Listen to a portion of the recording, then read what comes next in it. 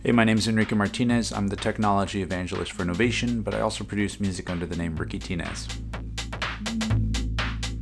I want to say I started recording when I was about 13 or 14. I've always been in bands and orchestras before then, from like kindergarten up until, high school, but I'm not sure if any of those were recorded, but I know that as a band, we started recording our stuff and I was around 14 years old when I was in a band.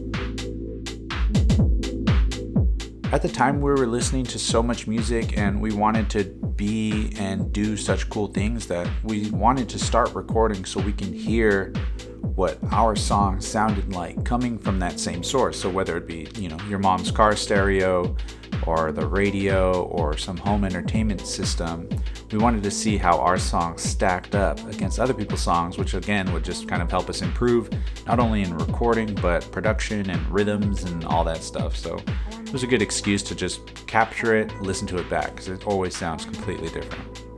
So after the band, I started doing stuff on my own, and from there I really wanted to start recording my sounds to hear what they sounded like. Because it's one thing to be in the zone making it, but then it's another thing to go to bed, wake up the next morning, have some breakfast, and listen to that song again, and it's either, oh my god, this is incredible, or what was I thinking at the time, because it sounds completely different. So being able to capture that moment in time was something kind of special in, a weird kind of cheeky way, but it was just something that has never been heard before because it was something that was made right then and there. Right now, I'll practically record on anything I can get my hands on as long as it has a record button or some inputs. But in my main setup, in the main big studio, I have the Claret 8 Pre Thunderbolt with the Scarlett Octapre Dynamic for the little compressors. Sounds good on a drum machine. And that's basically been my main setup since those things came out.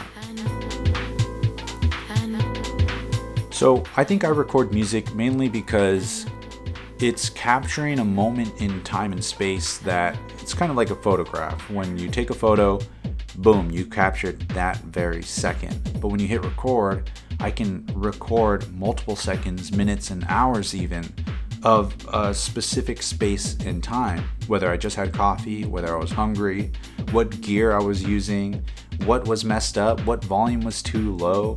And all these things make up this very special moment that I can capture right then and there, which will be very hard to replicate later on.